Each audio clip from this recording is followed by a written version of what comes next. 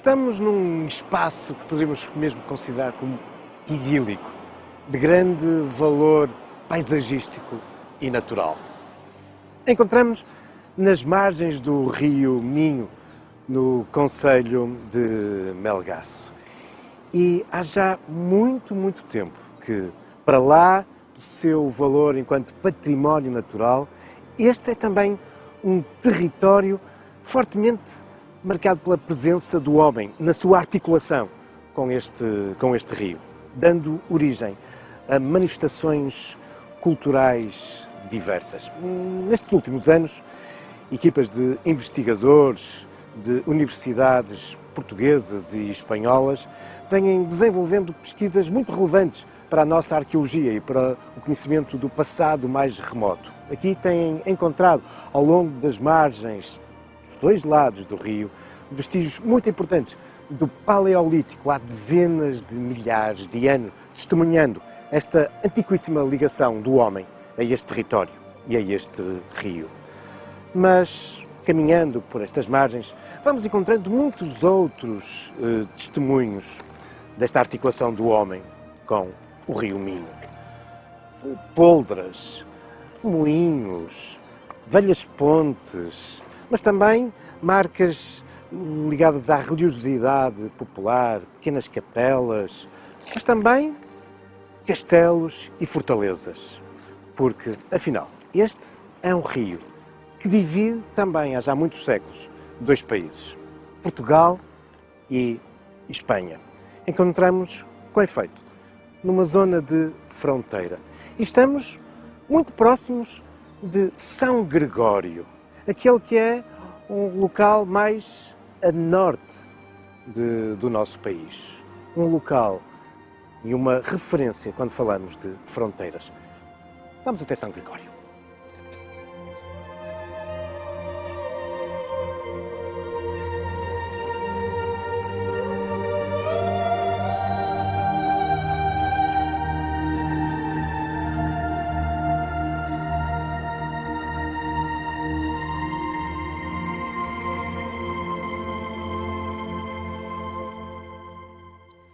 E aqui estamos, na aldeia de São Gregório, na freguesia de Cristóvão, no concelho de Melgaço. Para as mais novas gerações, quando cruzam algumas das mais antigas, históricas e importantes estradas portuguesas, nomeadamente no norte do país, podem ficar surpreendidas ao observar algumas placas sinaléticas quilométricas que, ao lado de grandes destinos como Porto, Braga, Viana, Matosinhos, indicam também São Gregório. Mas, afinal, qual a importância desta aldeia hoje bucólica, rural, para merecer esse destaque? Pois, é porque, de facto, houve já um tempo em que este foi um espaço de muito bulício. Encontramos junto das antigas instalações alfandegárias de São Gregório, porque, afinal, esta era uma fronteira. Aqui, poucos metros mais à frente, podemos observar o velho posto construído em 1937 para a Guarda Fiscal, ali junto à fronteira entre os dois países. Era uma fronteira estratégica. Afinal, encontramos-nos num extremo norte do país e, por isso, era um destino importante. Mas, em rigor, há um outro posto fronteiriço um pouquinho mais a norte, só que não é acessível por estrada, mas apenas por um caminho pedonal. E aí estamos ainda mais a norte. Vamos até lá.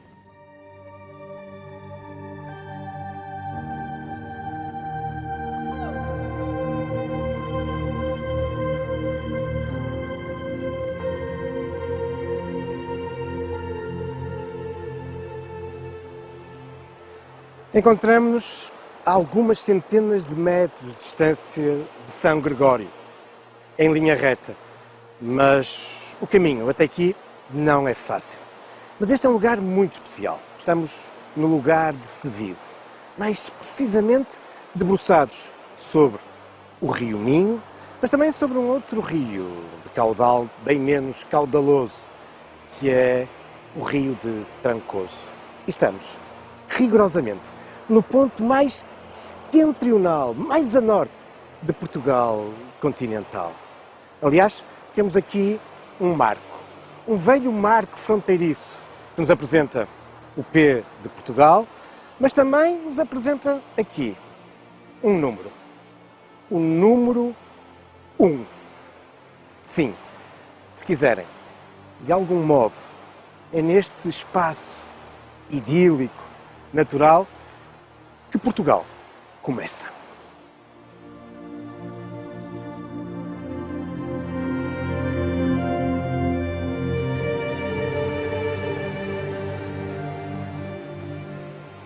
Sim, é aqui em Sevide que Portugal começa. Este rio não é o Minho, é o rio de Trancoso. Ele vai desaguar no Minho, agora, poucos metros mais à frente. E estamos, por isso, na fronteira. Aquela margem é já Espanha. A localização do concelho de Melgaço é, de facto, muito a norte e estratégica e com características muito interessantes. Só para percebermos de como é uma porção do território português que entra pela Galiza, o concelho de Melgaço é rodeado por 7 concelhos galegos e faz fronteira apenas com 2 concelhos portugueses. Os seus limites, em grande parte, são, por isso, de fronteira. Mas uma fronteira que, em grande parte, a sua extensão é líquida, é a fronteira úmida. São quase 40 quilómetros ao longo do Rio Minho, do Rio Trancoso e também do Rio Laboreiro. E depois existe, no Planalto de Castro Laboreiro, existe também uma porção de fronteira terrestre, cerca de 20 quilómetros. É designada como a Raia Seca. E por isso, este é um território aberto para a Espanha. Mas é um território feito de solidariedade entre as duas margens, sim, porque os rios nunca separaram os homens. Os rios sempre juntaram os homens, mesmo quando, por vezes, dá origem a algumas rivalidades. Mas é, fundamentalmente, um território de interajuda, de solidariedade, muitas vezes tecida também em questões de clandestinidade e de ilegalidade.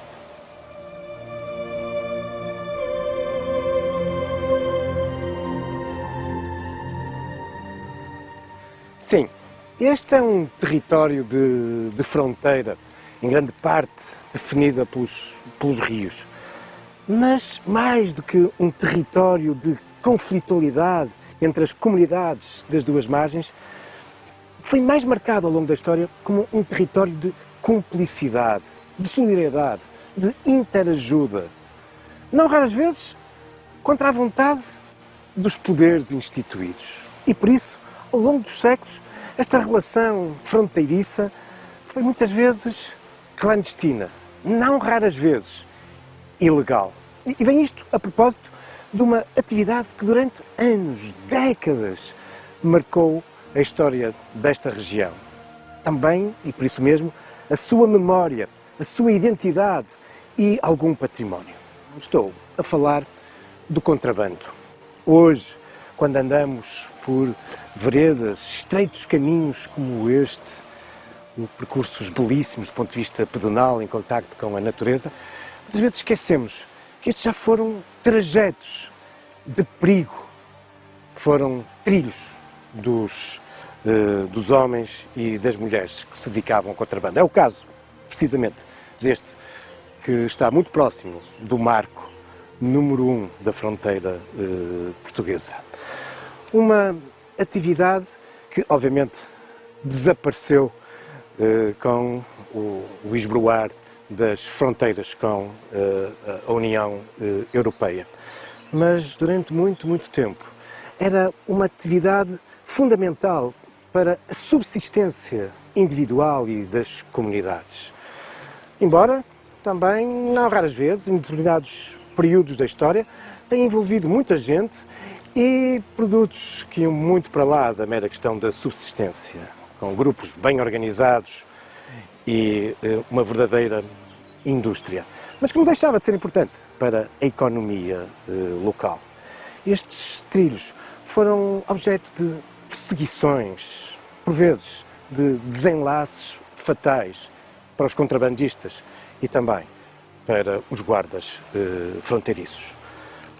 Ao trilharmos este caminho, estamos a passar muito próximo da fronteira de São Gregório, também ela e toda esta área palco dessas atividades e dessas perseguições, embora também, não raras vezes, existisse algum acordo tácito entre uns e outros.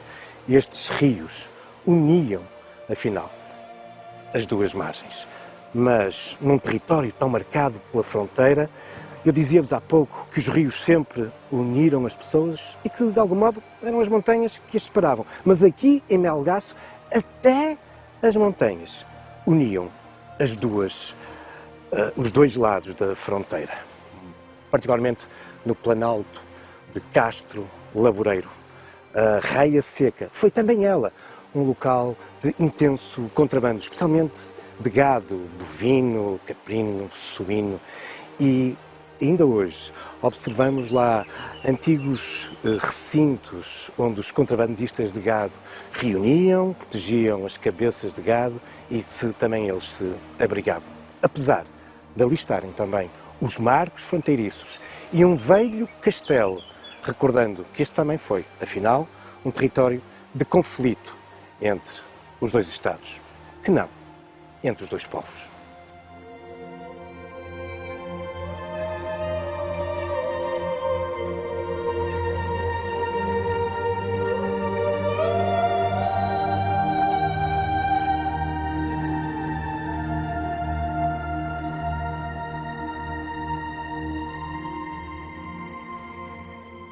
Estamos na sede do Conselho. Deixamos para trás o Rio Trancoso, abandonamos essa zona montanhosa do Planalto de Castro Laboreiro e estamos de novo debruçados sobre o Rio Minho, num cabeço estratégico e que ditou em grande parte a afirmação de Melgaço. Com efeito, por volta de 1170, o nosso primeiro monarca reconhece claramente a importância estratégica deste lugar, dominando uma boa parte do trajeto do Rio Minho, aqui na fronteira com a Galiza. Ele percebe que tem que fortificar, vigiar esta região. E temos aqui mais um exemplo da importância da fronteira e, neste caso, da sua vocação militar. A fortaleza que Afonso Henriques aqui constrói ou reconstrói nesses finais do século XII é um castelo roqueiro. Nada tem a ver com este aspecto que nós hoje aqui podemos contemplar. É uma estrutura, em grande parte, construída com pedra miúda, paliçadas em madeira, mas não deixará de marcar a importância de Melgaço. Aliás, é sintomático que, num caso verdadeiramente único no Alto Minho, Afonso Henriques vai atribuir foral a esta localidade. A petrificação desta estrutura militar, a construção da torre de homenagem, depois da muralha, data já do século XIII e irão sofrendo alterações durante os séculos seguintes, adaptando-se sempre às novidades e às estratégias militares, à balística. Por exemplo, no século XVII há aqui uma série de reformas importantes e tem muito a ver, uma vez mais, com esta necessidade de proteger a fronteira. Na sequência da Guerra da Restauração, na sequência da restauração da independência em 1640. Mas isso, de algum modo, é-nos recordado no interior da Torre da Homenagem.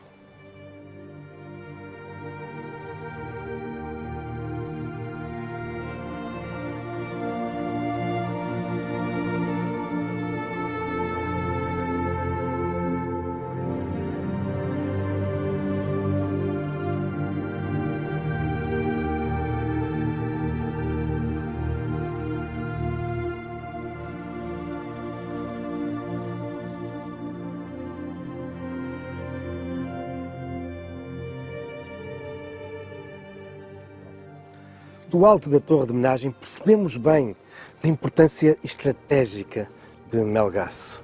Este domínio sobre o Rio Minho, sobre o vale dessa importante fronteira líquida.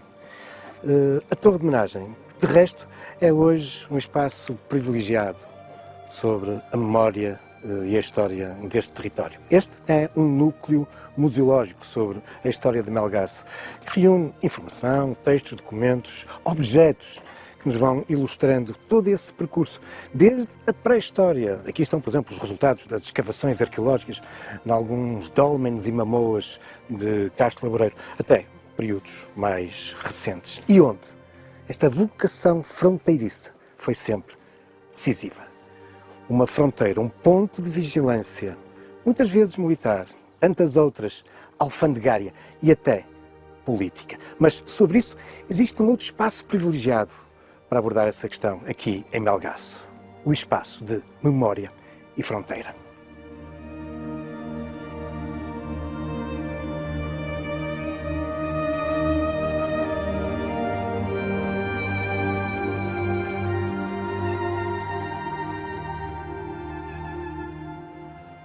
Um caminho pedonal, estreito, uma ponte sobre um vale muito encaixado, onde corre um dos afluentes do Minho, aqui, em pleno centro do concelho em Melgaço. Este é um espaço, um percurso que de algum modo nos evoca os antigos trilhos de passagem de fronteira, também dos contrabandistas, ou então daqueles que davam o salto quando imigravam. E por isso, este é também um dos espaços que foi definido para dar o acesso a um lugar museológico que sintomaticamente foi designado como o Espaço Memória e Fronteira. Foi inaugurado pela Câmara Municipal em 2007 e é, desde logo, do ponto de vista arquitetónico, um projeto muito interessante que regenerou um também histórico edifício que havia nascido no início do século XX, o Matadouro Municipal.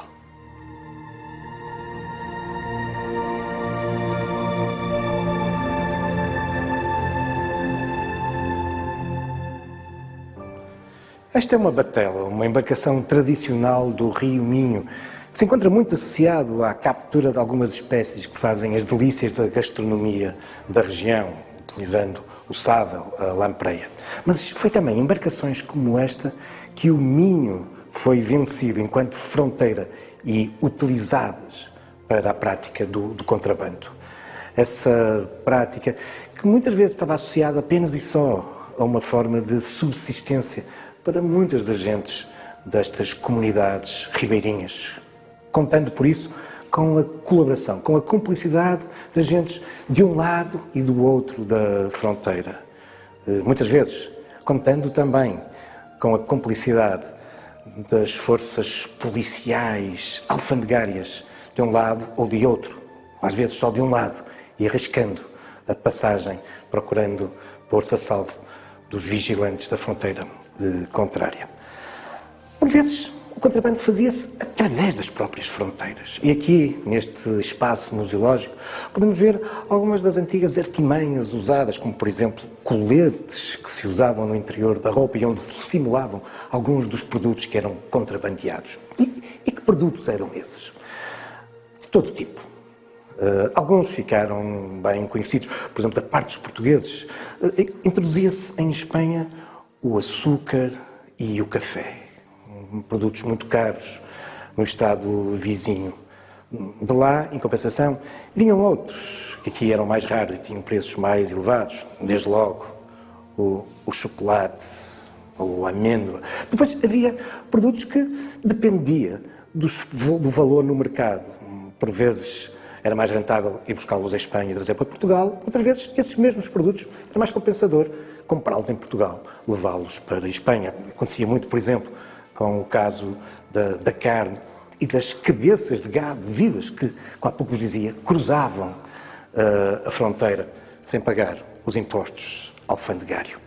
Era uma economia de subsistência e com um aspecto muito interessante que o nosso grande escritor, um dos grandes autores da língua portuguesa, Miguel Torga, de algum modo imortalizou nos Novos Contos da Montanha, num conto que intitula Fronteira, uma povoação que que ficava na fronteira. E narrava-nos ele que desde que o mundo é mundo, que toda a gente ali governa a vida na lavoura que a terra permite. Só que a lavoura, às vezes, não permite muito. E por isso, mal a noite escurece, continua a faina. Mas a faina agora é outra. É a do contrabando.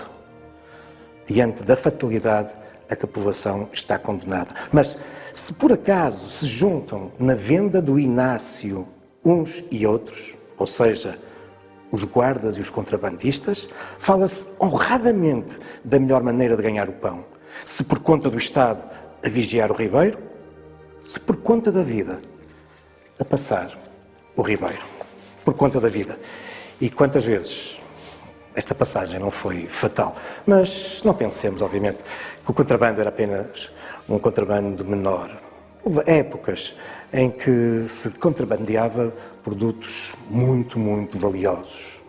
Metais preciosos, o ouro, metais como o wolfrâmio, utilizado particularmente durante a Segunda Guerra Mundial. De tudo isso, este espaço de memória e fronteira nos documenta. E aqui vemos os registros de captura, por exemplo, aos contrabandistas de bacalhau, de suínos. Por aqui vemos como, para lá das simples gentes populares, se envolviam nesta atividade ilegal importantes instituições bancárias do nosso país. E aqui se dá também a notícia de algumas pessoas que não escaparam à vigilância.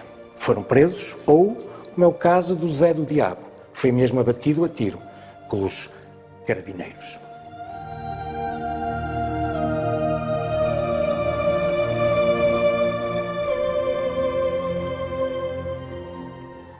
Mas a memória da região e das suas fronteiras, todas as fronteiras do país, ficam também marcadas por uma outra atividade, a imigração. E aqui evoca-se também esse fenómeno tão marcante para o nosso país. Evoca-se a viagem legal dos imigrantes, partindo para os seus destinos de barco ou de comboio, ou então de autocarro. Mas aqui se recorda também uma outra forma de passar a fronteira para a imigração, mas de um modo clandestino. São histórias, uma vez mais, pungentes, de grande bravura, mas que não raras vezes terminaram também em tragédia. Porque nestas passagens clandestinas, muitas vezes movidas por motivos políticos, aí raramente se poderia contar com a cumplicidade dos guardas fronteiriços, fosse da Guarda Fiscal Portuguesa, fosse dos carabineiros da Guarda Civil Espanhola. São histórias que, como dizia, não raramente terminam em tragédias, como aqui são também recordadas. Mas que motivos levavam então as pessoas a fazer essa passagem clandestina, a dar o salto?